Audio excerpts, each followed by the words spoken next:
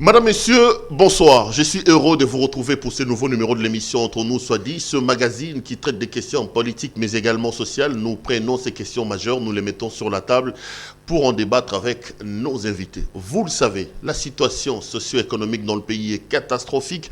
Le dollar s'est négocié à plus de 20 et sur le marché, les prix des denrées alimentaires ont pris de l'ascenseur. Pourquoi sommes-nous à cette situation-là ? Il y a une explication simpliste des gens qui sont au pouvoir. Ils nous disent que c'est la question liée au Covid. Est-ce que la pandémie de Covid est la seule cause qui justifie qu'aujourd'hui nous ayons ces problèmes économiques ? Quelles sont des solutions majeures qu'il faut apporter à ces problèmes qui rongent la vie sociale dans le pays? Nous ferons un focus sur cette question économique dans cette émission. On reviendra également sur la politique, la guerre, FCC, cash. Est-ce qu'il faut absolument garder ce mariage ou l'heure de la rupture a désormais sonné? Je suis heureux de recevoir quelqu'un pour la première fois dans cette émission. J'espère que ça ne sera pas la dernière. C'est M. Noël Tiani Mondiavita. M. Tiani, bonsoir. Bonsoir, merci de me recevoir à CPL Télévision. J'espère que c'est une première, mais ça ne sera pas la dernière. Bienvenue chez nous. Sentez-vous chez vous. Je suis très impressionné par ce studio, très beau studio. En tout cas, félicitations pour le travail accompli. Merci beaucoup, M. Noël Tiani. Vous êtes économiste, vous avez travaillé dans les organismes internationaux, vous avez été candidat président de la République en RDC. Qu'est-ce que vous êtes devenu aujourd'hui, Noël Tiani? Politiquement, vous êtes quoi? J'ai jamais été politique, au fait. J'ai jamais travaillé en politique et je ne me considère pas du tout politicien. Et d'ailleurs, je déteste les politiciens. Vous savez pourquoi? Parce qu'ils ont détruit notre pays. Moi, je suis technocrate. Quelqu'un qui a étudié, qui a terminé les études, qui a travaillé... Mais la politique est quand même entendue comme l'art de gérer la cité. Vous ne pouvez pas dire que... Bon, voilà. J'arrive. Donc, je suis quelqu'un qui a été banquier commercial, banquier d'investissement dans le Wall Street à New York et qui a passé une trentaine d'années en tant que banquier de développement à Washington, à la Banque mondiale. Je me considère juste un technocrate, mais révolté par la situation économique et sociale de mon pays. Et j'ai voulu chasser les politiciens du pouvoir, prendre le dessus, réorganiser le Congo au profit de tous. Malheureusement, les Congolais ne m'ont pas compris. Donc actuellement, je suis président d'une compagnie qu'on appelle la compagnie financière d'investissement et de crédit, une compagnie d'investissement dans des secteurs différents que je viens de créer afin de faire des investissements dans l'agriculture, dans l'élevage, dans la pêche, mais également investir dans le secteur financier, dans les entreprises minières. Nous sommes au début, mais c'est une institution qui va beaucoup faire parler d'elle dans ce pays. Je vous ai posé cette question. Bon, malheureusement, vous dites que vous n'êtes pas trop dans la politique, parce que je voulais quand même savoir aujourd'hui, vous avez été candidat président de la République, candidat malheureux parce que les Congolais ne vous ont pas voté. Vous êtes de quoi aujourd'hui? Vous devez quand même avoir quelques sensations politiques. Est-ce que vous êtes proche d'Yves Félix? Est-ce que dans vos abords politiques, vous êtes plutôt de l'opposition? Vous êtes centriste? J'aimerais quand même avoir une idée. Au fait, avant de venir en politique, je suis venu armé d'une vision de développement que j'ai écrite de ma propre main. Cette vision de développement qui est connue comme étant le plan Marshall de Noël Tiani pour la reconstruction et le développement de la RDC a certains objectifs. Vous parlez des 700 milliards de dollars américains. L'objectif est de sortir le Congo du sous-développement, en faire un pays émergent en 15 ans, créant au passage des emplois pour tout le peuple congolais, mais rétablissant la paix et la sécurité sur l'ensemble du territoire, améliorant la gouvernance pour qu'on passe du système de mauvaise gouvernance à un système de bonne gouvernance, mettant en place les infrastructures de base, c'est-à-dire les routes, les autoroutes, les chemins de fer, les aéroports, mettant de l'eau, de l'électricité dans toutes les maisons congolaises et au bout du compte, diversifiant l'économie dans le sens de transformer localement nos matières premières en produits finis à l'intérieur du Congo, développant le secteur d'autosuffisance alimentaire, en mécanisant l'agriculture, l'élevage et la pêche. Donc, si nous faisons ces choses-là, nous allons développer la RDC et créer... Vous n'avez toujours pas répondu à ma question. J'arrive. Maintenant, parce que c'est une vision de développement, toute personne ou tout parti politique qui a des idées similaires aux nôtres, nous travaillons ensemble. Et il est possible même qu'on ait des partis politiques qui soient d'accord avec nous sur un certain nombre d'idées, mais qui ne soient pas d'accord totalement. Donc, nous sommes au centre du village. Et nous voulons attirer tout le monde vers les idées que nous défendons. Si M. Félix Antoine Tshisekedi a des idées qui concordent avec les miennes, nous allons dans la même direction. Mais également, si les autres partis d'opposition trouvent que nos idées donc, sont acceptables chez eux, nous allons travailler ensemble. Donc pour l'instant, je n'ai pas de parti pris. je travaille avec tout le monde, avec les idées qui s'insèrent dans cette vision de développement.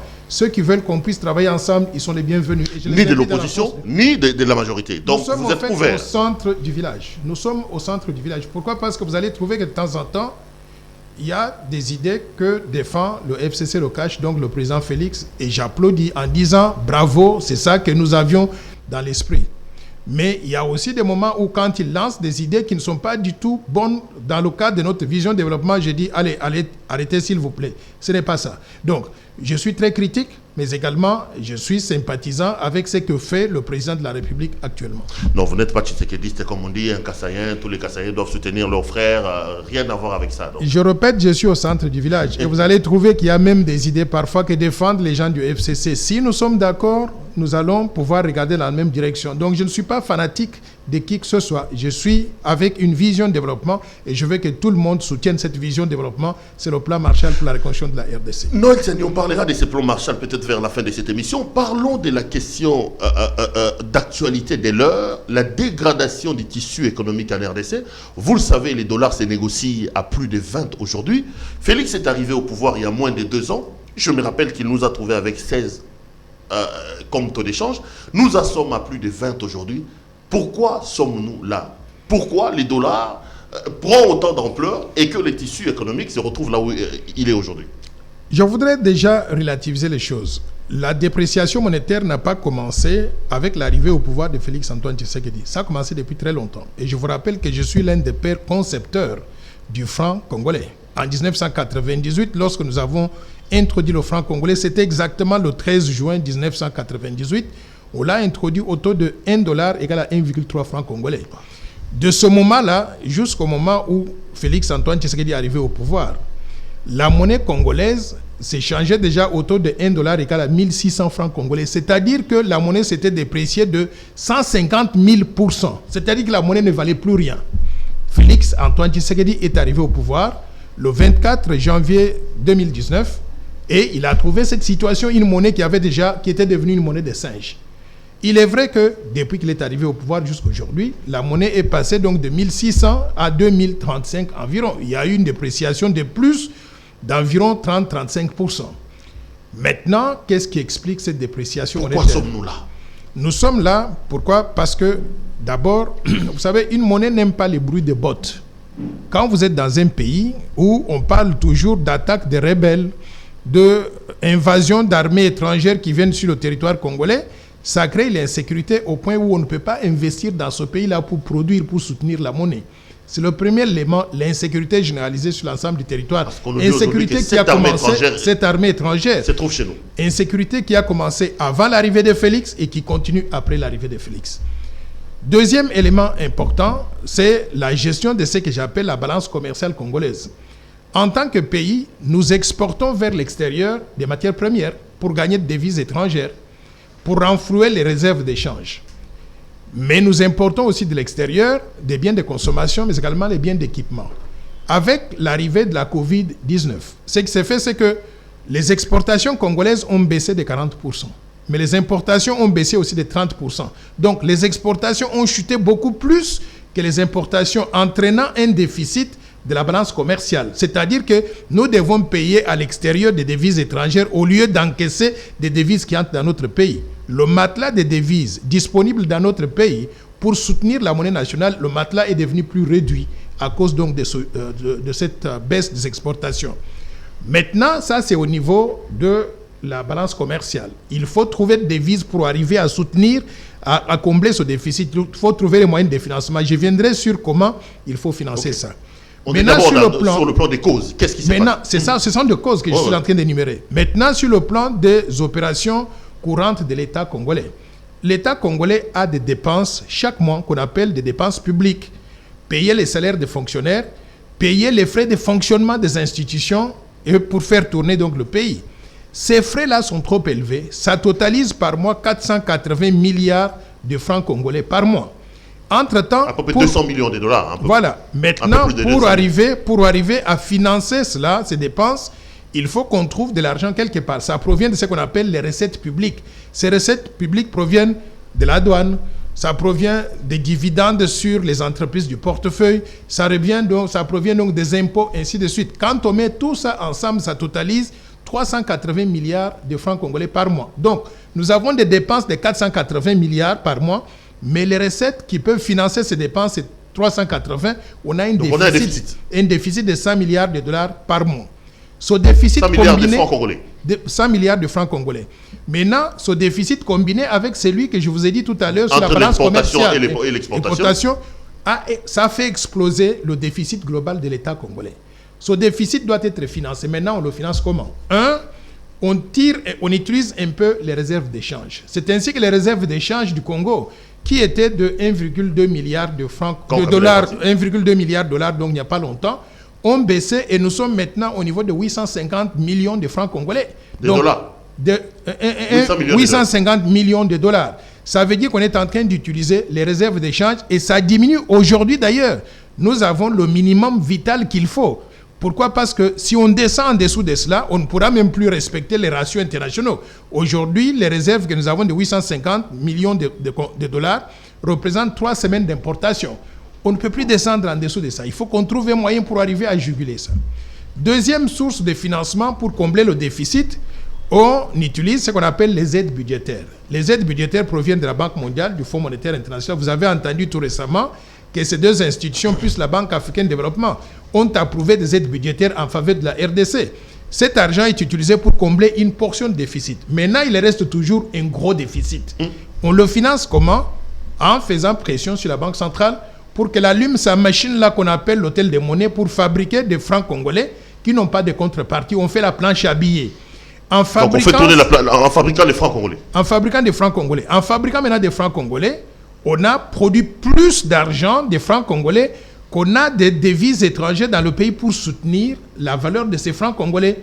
D'où la dépréciation monétaire, parce que les gens sont disposés maintenant à donner beaucoup de francs, même pour avoir un peu de devises qui existent dans le pays. Et ça désarticule un peu le cadre franco-économique. Donc il y a un déséquilibre entre l'offre et la demande de monnaie, de devises étrangères dans notre pays. C'est ça le véritable problème.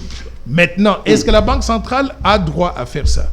Il est strictement interdit à la Banque centrale de procéder à la planche à billets. C'est ça la Constitution. On parlera de ça, M. Tiani. Vous peignez la situation, elle est tellement catastrophique. Là, nous sommes au niveau des causes. On sent qu'il y a une certaine responsabilité, notamment lorsque vous évoquez les fautes que les trains de vie des institutions est tellement élevé. Mais quelles sont les solutions pour que finalement, qu'on arrive à juguler? Que devons-nous faire? Les solutions se trouvent exactement dans ce que j'ai présenté actuellement comme étant les causes. Vous regardez la balance commerciale, il faut qu'on arrive à augmenter les exportations et à diminuer les importations. Comment est-ce qu'on augmente les exportations? Soit on multiplie l'exportation des matières premières en ajoutant d'autres matières premières qu'on n'a pas encore exploitées jusqu'à présent, ce qui prend beaucoup de temps. Non, mais là, il faut un investissement. Il faut un investissement pour aller les chercher. Est-ce que le pays est en mesure aujourd'hui de lancer d'exploration pour aller dans d'autres... On n'est pas encore là. Donc, ce sont des solutions à long terme. Deuxième élément, au niveau des exportations, on peut aussi diversifier ou bien ajouter de la valeur, prendre les matières premières que nous avons aujourd'hui, les transformer en produits finis de façon à vendre plus à l'extérieur à meilleur prix et gagner plus d'argent pour ramener ici. Ça prend du temps et ça prend des investissements. Troisième élément important, c'est au niveau des importations. Nous devons être à mesure de réduire les importations que nous faisons, qui sont des importations de biens de consommation, mais également des biens d'équipement. Les biens d'équipement, nous n'avons pas la capacité de les produire immédiatement. Mais les biens de consommation, la nourriture, nous pouvons diminuer les importations considérablement. Il suffit d'investir ici au plateau de Batéké ou dans toutes les provinces. Dans 6 mois, nous avons la production par exemple, agricole. Le projet, oui. Nous avons le maïs, le manioc, ça prend 3 mois pour pouvoir pousser. Donc, on peut réduire les importations et d'ailleurs prendre la production agricole qu'on peut générer à l'intérieur, même exporter vers d'autres pays africains pour gagner des devises. Ça, ce sont des choses, des mesures qui peuvent être faites dans le court et le moyen terme. Maintenant, au niveau du train de vie des institutions et des dépenses de l'État, on ne peut pas diminuer les salaires de tous les fonctionnaires. Cependant, nous avons vu sur les réseaux sociaux certains salaires qui sont publiés de certains hauts cadres de l'État à la présidence qui notamment, gagnent 35 000 dollars par mois. De cabinet, 35 000 dollars. On peut rabattre ces salaires-là pour les ramener dans les limites donc, du raisonnable. Mais je veux bien que les gens comprennent, je ne veux pas qu'on diminue les salaires du petit citoyen, du fonctionnaire qui gagne 100 dollars par mois ou même moins, qui sont insuffisants. Pour ces gens-là, je demanderais qu'on puisse chercher à augmenter un tout petit peu, à diminuer les salaires donc, de ceux qui gagnent plus. Mais là, on peut faire quelques épargnes. Il y a aussi un autre domaine, les institutions, les frais de fonctionnement des institutions. Nous avons des institutions, certaines d'entre elles ne sont pas utiles. Par exemple, le Sénat. À quoi ça nous sert d'avoir une Assemblée nationale de 500 membres et ces 500 membres-là vont passer du temps à examiner un projet de loi. Une fois qu'on a adopté, on va demander à une autre personne de faire la relecture au niveau donc du Sénat. Je pense que c'est une perte de temps, une perte d'argent. On peut supprimer le Sénat, prendre cet argent, épargner ça, affecter à autre chose. On peut regarder aussi au niveau du fonctionnement des institutions provinciales. Les assemblées provinciales, franchement, ça nous sert à quoi aujourd'hui? Les assemblées provinciales, je semble penser qu'elles servent aujourd'hui à pouvoir démettre les gouverneurs des provinces, déstabiliser même le fonctionnement des provinces. On peut supprimer les assemblées provinciales. Donc, on peut faire ce diagnostic-là, institution par institution publique, pour déterminer lesquelles on doit garder et lesquelles on doit fermer. Donc, si on est sérieux, en faisant ces choses-là, si on est sérieux, c'est possible de trouver de moyens et de juguler la situation. C'est une question de volonté et de sérieux. Je vous dis que c'est possible de le faire et nous pouvons le faire rapidement. Mais pour le faire, nous avons besoin aussi le gouvernement lui-même. 67 ministres, s'il vous plaît. À quoi ça nous sert d'avoir 67 ministres? Vous savez, les États-Unis d'Amérique, qui sont 3 fois plus grands que la RDC, fonctionnent avec moins de 20 ministres. L'Allemagne avec moins de 20 ministres. La France aussi. Nous avons innové en multipliant le nombre de ministères et je ne sais même pas, certains de ces ministres-là, qu'est-ce qu'ils font tous les jours. On peut réduire le nombre de la taille du gouvernement et ça nous permettra aussi de réaliser certaines épargnes. Donc, en faisant tout ça, moi je pense que c'est possible de réduire les dépenses et de maintenir le niveau de recettes à un niveau acceptable pour éviter qu'on ait donc des déficits budgétaires exorbitants qui forcent la Banque centrale à procéder à la planche à billets et à diminuer la valeur de la monnaie. Noël Sani, ça, on a l'impression d'être sur un banc d'école à l'université en train de prendre la question de la régulation du cadrage macroéconomique, ce qui est une bonne chose. L'émission doit aussi être pédagogique. Ramenons ça sur les acteurs et sur notre vie. On dit que ça fait 2 ans qu'il est là. Félix Antoine Tshisekedi n'a pas pris des mesures qu'il faille pour arranger la situation. On dit que ça fait presque 2 ans qu'il est là. Il n'a aucune vision économique, avec une ministre de l'économie qui ne propose absolument rien. Est-ce que lorsque vous regardez la situation, avec toutes les connaissances, les principes scientifiques que vous venez d'évoquer, vous pensez qu'on est dans le bon avec ceux qui sont au pouvoir aujourd'hui? Je dirais qu'on n'est pas dans le bon. Et je pense même que nous sommes en train de nous tirer dans la patte. Et je dirais pourquoi. Le pays est géré par une coalition qu'on appelle la coalition au pouvoir FCC-CACH. J'ai l'impression que, et chaque fois que vous essayez de voir pourquoi certaines décisions ne sont pas prises, pourquoi ça prend trop longtemps, on vous dit toujours que c'est géré par un accord. L'accord là, nous, on ne connaît pas. Donc, ce que nous connaissons, c'est la Constitution. Moi, je sais que le président de la République a besoin de ce que j'appelle donc la marge de manœuvre et la liberté d'action. C'est-à-dire, quand on voit une situation qui ne marche pas, moi, si j'étais président de la République, je peux amorcer le processus pour dissoudre donc le Sénat, pour supprimer le Sénat, parce que c'est ça qu'il faut faire dans l'intérêt du pays.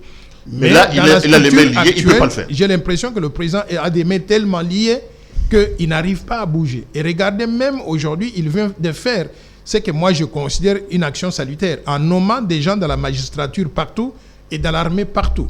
Je m'attendais à ce que tout le monde applaudisse en disant « enfin, on a commencé donc à travailler ». Mais je vois aujourd'hui que les gens du FCC sont furieux. Pourquoi? Parce que comment est-ce que le président de la République a pris ces décisions-là sans consulter son copain de Kingakati? Et moi, je pense qu'un pays ne doit pas fonctionner comme ça. Donc, le président de la République, il a de la volonté. Le président de la République, si on lui laisse donc la marge de manœuvre et la liberté d'action, il peut prendre des actions appropriées.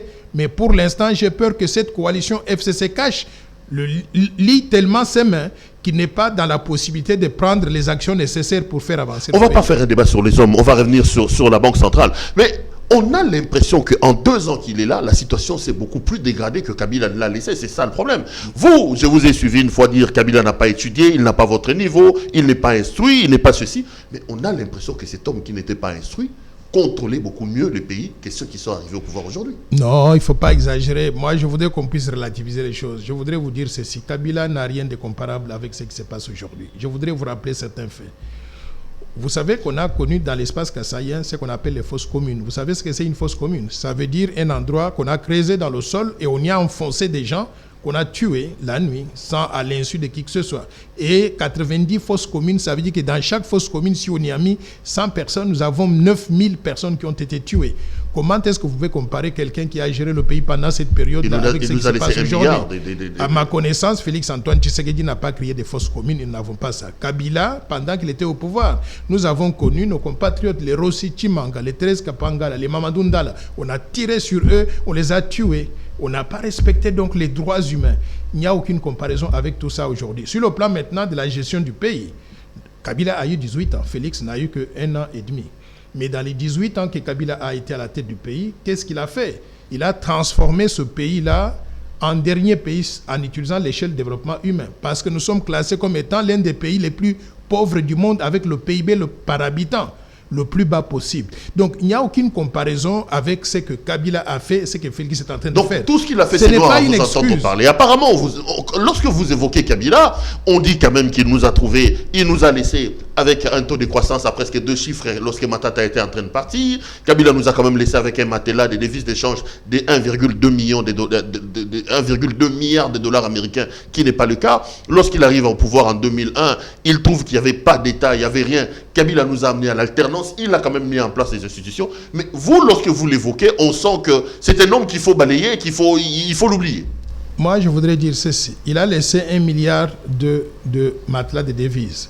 1,2 milliard, nous sommes 100 millions de Congolais. Diviser 1,2 milliard par 100 millions de Congolais, il nous a laissé $12 à chacun. $12 à chacun, qu'est-ce que ça représente? On ne peut même pas acheter du thé le matin et acheter le repas à midi. Donc, c'est rien ce qu'il a laissé. Mais je voudrais aussi qu'on puisse comparer donc ces réserves d'échange-là avec la capacité de notre pays à dégager des revenus, des réserves. Le Nigeria a des réserves d'échange de 55 milliards de dollars. Et nous, grand RDC, 2 fois plus grand que le Nigeria, nous avons 1,2 milliard et nous sommes en train de nous taper sur l'épaule avec ça. Kabila ne nous a rien laissé. Et d'ailleurs, je voudrais qu'on puisse comparer ces réserves de 1,2 milliard de dollars qu'il a laissées pour nous avec la richesse que lui-même, Kabila, a accumulée en tant que personne. J'ai vu des enquêtes menées par Bloomberg, par Reuters, par le journal Le Monde, qui indiquent qu'il a 70 entreprises à travers le monde, évaluées dans des milliards de dollars. C'est ça donc la gestion du pays que vous allez nous présenter, un type que vous allez nous présenter comme étant un exemple à suivre. Moi, je pense que Félix n'est pas parfait, mais Kabila n'est pas le modèle qu'il faudrait nous mettre sur la table. Revenons sur ce que vous disiez. Vous disiez que vous tenez responsable de la désarticulation de l'économie, notamment du franc congolais, la Banque centrale. Vous pensez qu'aujourd'hui, il faut absolument réformer la Banque centrale et que là, la banque ne respecte pas la loi, ne fait pas son travail? Oui, je pense que la banque actuellement ne fait pas son travail, mais je ne pense pas que la banque soit la seule institution responsable de la dépréciation monétaire. Je blâme et le gouvernement et la Banque centrale, et je vais m'expliquer. Le gouvernement est responsable de ce qu'on appelle la politique économique. Créer un bon cadre pour attirer des investissements, relancer la production, produire davantage. Ils ne le font pas. Et d'ailleurs, les actions que le gouvernement prend semblent être dissuader les investisseurs, semblent pouvoir faire fuir des investisseurs. Donc les politiques économiques ne sont pas très très bonnes, ne sont pas encourageantes. Maintenant, il y a aussi ce qu'on appelle la politique budgétaire. C'est-à-dire que quand vous avez adopté un budget, vous avez dit qu'on aura autant de recettes fiscales, autant de dépenses de l'État. Il faut vivre dans les limites de cela. Le gouvernement a tout le temps des déficits budgétaires qui forcent la Banque centrale à tourner la planche à billets. Donc, je blâme d'abord le gouvernement. Maintenant, je regarde la Banque centrale. La politique monétaire et d'échange que la Banque centrale est supposée conduire, elle est supposée être autonome, indépendante. C'est-à-dire que si on demande à la Banque centrale d'imprimer les billets qui n'ont pas de contrepartie, si on lui demande de la part du gouvernement, il faut que la banque soit à mesure d'exercer son indépendance en disant: Monsieur le directeur de cabinet Vital Kamerhe, vous voulez que je paye 57 millions de dollars sans contrepartie, il n'y a pas d'argent dans le compte? Je vous dis non, je ne peux pas le payer, vous allez attendre lorsqu'on aura d'argent dans le compte du Trésor. Ça, c'est des rêveries, vous savez que ça ne sera pas possible. Le poids de la politique est tellement important qu'il n'y aura aucun gouverneur de la Banque centrale, même vous, Noël Tiani, à cet endroit-là, qui serait capable de répondre comme ça. Je vais vous dire, j'ai eu l'avantage pendant que j'étais étudiant à New York d'assister à des séminaires qui étaient donnés par celui que je considère comme étant mon mentor dans le domaine des banques centrales, Paul Volcker, qui était le gouverneur de la Banque centrale américaine, paix à son âme parce qu'il vient de mourir il n'y a pas longtemps. Paul Volcker nous avait appris une chose. Il n'y a aucune banque centrale dans le monde qui soit bonne si elle n'est pas à mesure de dire non aux politiciens. Il faut réclamer et exercer cette indépendance-là. Je sais que ce n'est pas parfait, mais il faut être à mesure de dire. Par exemple, dans ce cas ici, pour acheter des maisons préfabriquées, je crois que la Banque centrale avait la possibilité d'expliquer au directeur de cabinet que ce n'est pas faisable parce qu'on n'avait pas d'argent dans le compte du Trésor. La maison n'allait pas brûler à cause de ça. Donc, il faut savoir expliquer et si c'est nécessaire, prendre le téléphone, expliquer à la personne au plus haut sommet de l'État que si on le fait, voici les conséquences parce que la monnaie va perdre de la valeur. Et quand la monnaie perd de la valeur et que le coût et que le pouvoir d'achat de la population donc diminue, qui perd dans tout ça, c'est le président de la République parce que sa popularité va baisser. Si vous expliquez cela à ces hommes politiques, ils sont très consciencieux de l'importance de garder de préserver le pouvoir d'achat de la population et de préserver aussi leur popularité. Donc, si la Banque centrale n'est là simplement que exécuter tout ce qu'on lui demande de faire, il inclut des choses qui ne sont pas autorisées par la loi et qui lui permettent de violer et la réglementation d'échange et l'indépendance de la banque, les statuts de la Banque centrale, je pense qu'on se tire dans la patte. Rêvons, Noël Tiani. Comment vous voyez la situation économique dans les 6 mois?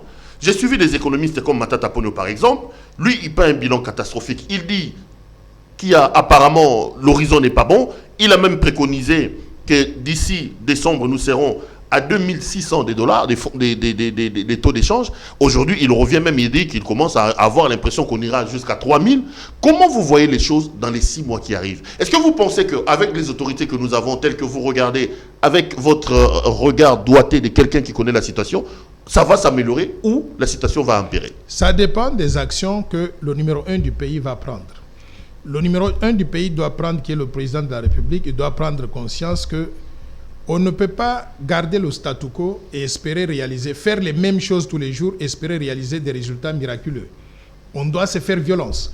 Et pour se faire violence, la première des choses, c'est de pouvoir commencer à changer les hommes. Il y a des hommes qui ont perdu crédibilité, qui ne peuvent plus convaincre qui que ce soit qu'on peut stabiliser la monnaie. La première des personnes qu'il faut chasser, qu'il faut changer, le Premier ministre. Il faut changer de Premier ministre. Ilunkamba, il ne fait rien. Je ne sens pas le dynamisme d'un Premier ministre, donc dans une situation de crise telle que celle que nous avons. Il faut refaire le gouvernement. Il faut sortir de ces histoires de FCC cash. Il faut que le président Félix Antoine Tshisekedi arrive à amener son copain de Kingakati autour de la table et qu'ils s'entendent. Il doit bénéficier donc de la liberté d'action, refaire le gouvernement dans le cadre de leur coalition s'ils veulent, mais amener l'homme qu'il faut à la place qu'il faut. Ça, c'est le point de départ. Lorsque une équipe économique a perdu de crédibilité, il n'y a rien à faire pour pouvoir la sauver. Maintenant, il faut regarder la Banque centrale. Je viens de voir tout à l'heure sur les réseaux sociaux qu'il y a même des groupes qui vont organiser des marches pour réclamer la démission du gouverneur de la Banque centrale. Moi, j'ai étudié les banques centrales et j'ai fait une thèse de doctorat sur la Banque centrale. C'est la première fois que j'entends que le public va manifester contre un gouverneur de Banque centrale. Ça veut dire qu'il a perdu crédibilité. Il ne peut plus rien faire. Donc, il faut que le président prenne l'initiative de pouvoir le changer, non seulement le changer lui, avec le vice-gouverneur, à mettre le deuxième vice-gouverneur, nommer tous les membres du conseil d'administration, 8 membres du conseil d'administration, renouvelés à 0. Je voudrais vous informer, par exemple, que nous avons un conseil d'administration de la Banque centrale composé de gouverneurs, vice-gouverneurs et 8 administrateurs. Leurs mandats ont expiré depuis 2003. Ça n'a pas été renouvelé. Mais on gère la Banque centrale comment? Je vous informe aujourd'hui là que le conseil d'administration de la Banque centrale ne s'est pas réuni depuis décembre 2019. Et on supervise les actions du gouverneur de la Banque centrale comment? Donc, c'est une boîte aujourd'hui qui est abandonnée.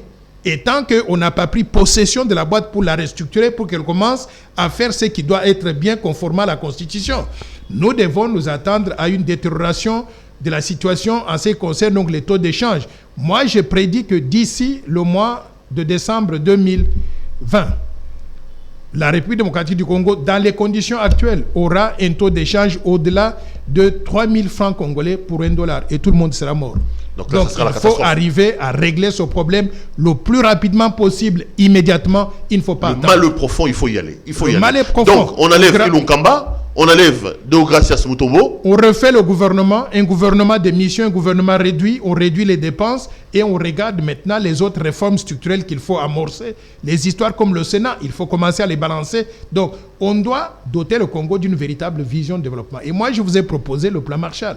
Le plan Marshall de Noël Tchani pour la reconstruction et le développement de la RDC. C'est une vision de développement qui a prédit ces choses-là. Et si nous mettons en œuvre ce plan-là, nous allons sortir de cette pandémie de Covid-19, non seulement en tant que pays gagnant, mais nous aurons mis le Congo sur la voie du développement économique et social soutenu pour l'avenir.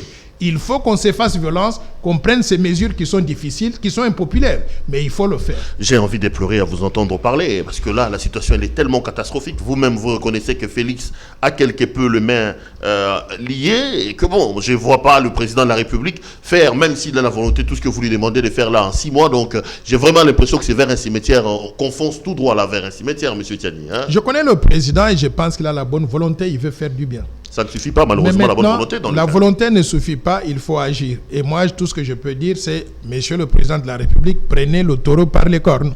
Et nous sommes dans une situation catastrophique. Si on ne peut pas le faire aujourd'hui, personne ne viendra le faire pour nous.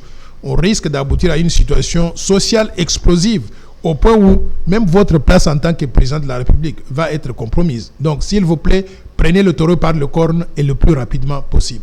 Madame, messieurs, je rappelle que vous suivez l'émission Contre nous soit dit et que ce soir notre invité c'est monsieur Noël Tchani qui est donc chercheur, qui a été candidat président de la République ici et qui est derrière un mouvement pour le développement du Congo avec en toile de fond un plan Marshall pour tenter d'aider ce pays à redécoller. Monsieur Tchani, je voulais quand même qu'on aborde maintenant la politique parce que là on a parlé de l'économie.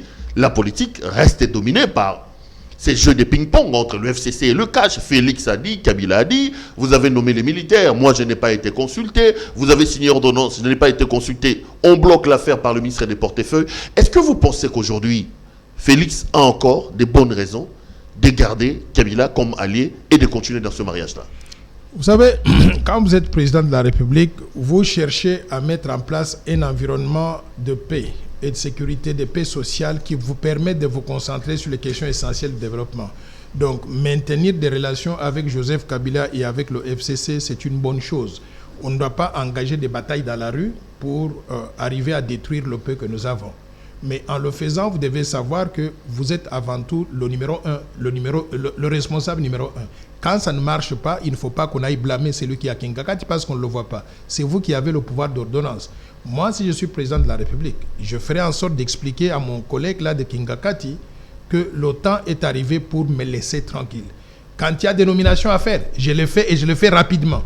Et d'ailleurs, je conseillerais au président Félix, préparez toute la liste, par exemple, des nominations de la police, dans les entreprises publiques qui restent, dans tous les échelons, et amenez ces papiers-là le matin et vous enfermez avec Kabila dans la chambre si vous devez vous concerter. Mais dans 2 heures, vous sortez de là et vous annoncez donc les nominations. Vous devez le faire rapidement. Si vous ne le faites pas, voici la conséquence. La grogne sociale va augmenter, la population va vous blâmer, vous, mais la population sait que vos mains sont liées par vos accords avec Joseph Kabila.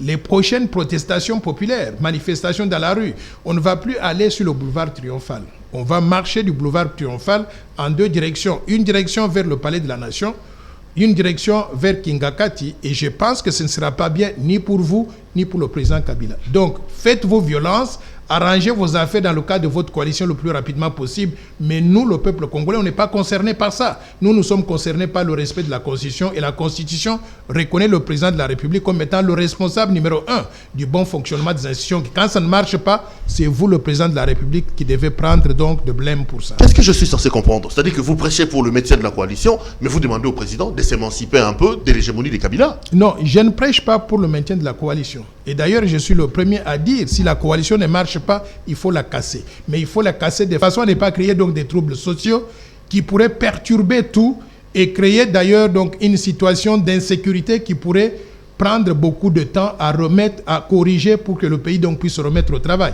Donc, faisons avec ce que nous avons. Trouvez des arrangements avec votre partenaire. S'il faut sortir de la coalition, moi j'ai toujours recommandé qu'on dissolve l'Assemblée nationale, qu'on réorganise donc des élections et que vous ayez avec quel moyen vous-même vous plaignez ici? Parce que vous savez loi que dit que c'est dans les 90 jours qu'il faut organiser les élections. Il trouvera les moyens où? Parce si vous êtes les dernières élections nous ont coûté 400 millions de dollars américains. Si vous êtes président de la République et vous voulez réorganiser des élections et vous voulez avoir une majorité, vous prenez le téléphone, vous allez trouver des gens qui vont vous mettre 500 millions de dollars, 1 milliard de dollars pour réorganiser ça. Des bailleurs de fonds internationaux bilatéraux, vous pouvez le faire. Et d'ailleurs, moi je voudrais dire, ils ont mis en place tout récemment une agence de lutte contre la corruption. Si cette agence-là travaille correctement, on peut faire comme en Angola. Vous faites la liste des gens, vous les ciblez et vous savez que ces gens ont détourné des fonds et vous leur dites, vous contribuez dans ce fonds-là, un fonds national. Vous allez mobiliser de l'argent pour réorganiser. Une chasse à la sorcière, c'est qu'il faut voulez. S'il faut le faire, il faut le faire. C'est ça l'état de droit. Si on ne peut pas fermer des yeux sur les gens qui ont détourné des fonds publics. Il a dit qu'il ne fouillera pas dans le passé, ça va nous créer des problèmes, tout ça. Je nous dis que si vous êtes gentil avec les détourneurs de fonds publics, ça ne va jamais changer. Il ne faut pas être gentil avec les détourneurs de fonds publics. Et je vois qu'ils sont en train de se regrouper entre eux. Il faut les poursuivre. Il faut les amener à comprendre que la loi est là pour tout le monde. Et il faut récupérer le peu que nous puissions récupérer pour utiliser cet argent-là pour financer le développement. Noël Seni, on tombe petit à petit vers la fin de cette émission. Vous avez certainement suivi la situation dans l'Est de la République avec tous les bruits des bottes qu'il y a, armés, pas suffisamment équipés, pas suffisamment payés, tout ça. Vous avez été candidat président de la République. Quand vous regardez ça, vous vous dites quoi? Vous pleurez pour le Congo? Je pleure pour le Congo et j'ai dit que ce n'est pas acceptable. Si j'étais président de la République, j'avais un plan pour réformer l'armée, la police, les services de sécurité. Je me suis dit, il faut d'abord qu'on puisse faire l'inventaire de tous les éléments en uniforme. Qui a suivi quelle formation militaire ou policière du service de renseignement et il est venu d'où? Il est congolais ou il n'est pas congolais? Une fois qu'on a fait l'inventaire et on a déterminé par exemple que nous avons 120 éléments dans l'armée qui sont bons, qui sont congolais. Et on a besoin donc d'une armée de 250 000 personnes. On doit recruter donc la différence, recruter, les mettre dans des centres de formation, les entraîner, les larguer maintenant dans tous les coins de la République pour maintenir, protéger les frontières. Même chose pour la police, les services de renseignement. Mais maintenant, il faut équiper nos militaires correctement et nos policiers pour qu'ils soient à mesure de faire du travail. Je vous donne un exemple. Ça ne sert à rien de dire que nous avons des policiers de roulage sur la rue, mais ces officiers de roulage n'ont même pas de motos pour poursuivre donc les criminels. Donc il faut les équiper correctement, les former. Mais au-delà de ça, on doit regarder l'élément rémunération. Il faut rémunérer ces gens de façon telle qu'ils puissent se concentrer sur le travail qu'ils sont supposés faire. Si nous faisons cette combinaison de techniques, on aura une armée moderne, une police moderne, capable de défendre le territoire national et de maintenir la paix. Maintenant, s'il y a un pays étranger qui vient mettre ses pieds sur la République démocratique du Congo, sur le sol congolais, moi, en tant que président de la République, je vais ordonner à l'armée non seulement de pourchasser cette armée-là, mais quand ils vont sortir de notre territoire, ils vont apprendre une leçon, parce que nous n'allons pas nous arrêter aux frontières. Il faut les poursuivre jusque dans leur dernier retranchement, dans leur pays. Et je mettrai tout ce qu'il faut en œuvre pour détruire la capacité militaire de ce pays voisin. Quand on va frapper un pays voisin sérieusement, je crois que tous les autres 8 pays ou les 9 pays qui restent, ils vont nous respecter. Un mot sur le plan Marshall, je voudrais quand même pas qu'on termine cette émission. Je vous ai suivi en parler, je suis quand même saisi par la somme faramineuse. Vous proposez combien? 800 milliards de dollars américains. Hein, j'ai une surprise pour vous. Ah. Avant Covid-19, j'avais un plan qui totalisait 800 milliards de francs de dollars américains sur 15 ans. Sur 15 ans. Sur 15 ans. Les gens me trouvaient fou quand j'ai parlé de 800 milliards de dollars sur 15 ans. Mais maintenant, aujourd'hui, je pense qu'ils peuvent comprendre. Je vais vous expliquer quelques éléments. Lorsque on dit aujourd'hui que les fonctionnaires de l'État, la misère, elle est totale. Elle est totale, pourquoi? Parce qu'ils sont mal payés. Nous avons environ 2 500 000 fonctionnaires de l'État. Mais prenez 2 500 000 fonctionnaires de l'État. Moi, j'ai proposé un salaire minimum de 1 000 $ par personne. Si on doit augmenter les salaires de ces gens en moyenne à 1 000 $ par personne par mois, multiplier, vous allez voir que pour faire fonctionner le pays normalement, motiver les fonctionnaires et les mettre en condition donc de bien vivre, on a besoin des milliards. 2 500 000 multipliés par 1000, vous voyez 25 milliards de dollars donc déjà pour ça. Maintenant, Covid-19 est venu nous démontrer que nous n'avons pas d'infrastructure donc hospitalière. Maintenant, prenez l'hôpital général de référence. Ça vaut quoi cet hôpital-là? 0. Nous ne devons pas réhabiliter l'hôpital général de référence ou tous les autres hôpitaux sur l'ensemble du territoire national. On doit détruire cet hôpital, reconstruire un nouvel hôpital moderne, au moins 250 lits dans chaque province, pour être à mesure d'avoir la capacité de traiter donc nos malades quand on a un cas comme celui-ci. Un hôpital de 250 lits, nous sommes 100 millions de Congolais. Si nous voulons donner à chaque 1 million de Congolais un hôpital, on a besoin de combien d'hôpitaux? On a besoin de 100 hôpitaux sur l'ensemble du territoire national. Et si on doit construire un hôpital entre 250 millions de dollars, 250 millions à 500 millions de dollars pour avoir des hôpitaux donc de qualité, imaginez donc ce que ça fait donc comme chiffre. Donc nous avons fait ce travail-là, non pas simplement dans le secteur donc médical, mais également dans le domaine scolaire. Aujourd'hui, on nous dit qu'il faut respecter des mesures de distanciation sociale. Quelle est cette école en République démocratique du Congo qui respecterait ce ratio-là des mesures de distanciation sociale avec le nombre d'étudiants que nous avons? Donc, si nous voulons développer la RDC, non pas répéter les mêmes erreurs tous les jours, nous devons nous faire violence. Non, mais moi c'est la source de l'argent. Maintenant, la source de l'argent viendrait d'où? Je voudrais déjà vous dire que, en termes donc de budget, d'argent, notre pays a plus de ressources que beaucoup de pays africains. Le Nigeria a moins de ressources que la République démocratique du Congo, mais a un budget de 580 milliards de dollars. L'Angola a moins de ressources que nous. Ils ont du pétrole, nous avons aussi du pétrole. Sauf que nous laissons notre pétrole voler par les Angolais, par les Ougandais et consorts, et nous ne faisons pas ce qu'il faut pour récupérer cet argent-là. Et en plus de cela, nous avons combien de matières premières? 1100 minéraux métaux précieux différents. Mais ces matières premières partent où? Ce que nous devons faire, c'est mettre en place un bon environnement des affaires pour attirer des investissements, mais mettre en place aussi une justice qui fonctionne de façon telle que tout celui qui met son doigt dans les caisses de l'État, il se retrouve à Makala. Et sans pitié, je suis désolé de voir les Congolais manifester dehors pour soutenir ce qu'on a mis en prison pour détournement donc des fonds publics. Les Congolais devaient applaudir et devaient même demander qu'il y ait plus de gens qu'on envoie là-bas. Donc, si nous faisons ces choses-là, nous allons mobiliser de l'argent. Je voudrais juste, à titre de ratio d'illustration, le président Tambombe qui a conduit une mission d'experts africains en RDC en 2013. À la fin de la mission, il a conclu que 85% de revenus des ressources naturelles ne vont pas dans les caisses de l'État. 85%. Qu'est-ce que cela veut dire? Ça veut dire que le budget de l'État que nous avons, et à l'époque on parle de 10 milliards donc de dollars, ce budget représente 15% de ce qui devait être. Faites les calculs inverses, vous allez trouver que ce Congo est capable de mobiliser un budget de 75 milliards de dollars par an. 75 milliards de dollars. 75 milliards de dollars par an, multiplié par 10, vous avez 750 milliards. Vous ajoutez les milliards donc à dégager sur 5 ans, vous avez plus de 800 milliards de dollars sur une période donc de 15 ans. Nous pouvons financer mon plan avec des ressources générées à l'intérieur, sans emprunter de l'argent à l'extérieur. Mais nous n'allons pas fermer la porte à ceux qui ont la bonne volonté. Donc, les 800 milliards viendraient en partie des ressources intérieures, mobilisées en combattant la corruption, la prédation des ressources et en mettant tous ceux qui sont des voleurs donc en prison. Mais le reste pourrait peut-être venir de investissements directs étrangers, 75 milliards de dollars par an. Si on pouvait claquer sur le doigt et que ça s'efface, M. Tiani. Ça peut se faire, vous savez quoi? J'ai vu des pays qui ont fait ça. Je vous invite à aller voir, par exemple, l'Indonésie. L'Indonésie a mis en prison tous ceux qui semblaient pouvoir toucher les ressources publiques. Les îles du Cap-Vert donc l'ont fait. J'ai vu au Cap-Vert, le gouvernement a perdu les élections à cause d'un individu qui était membre du gouvernement qui avait détourné combien? 5 000 dollars.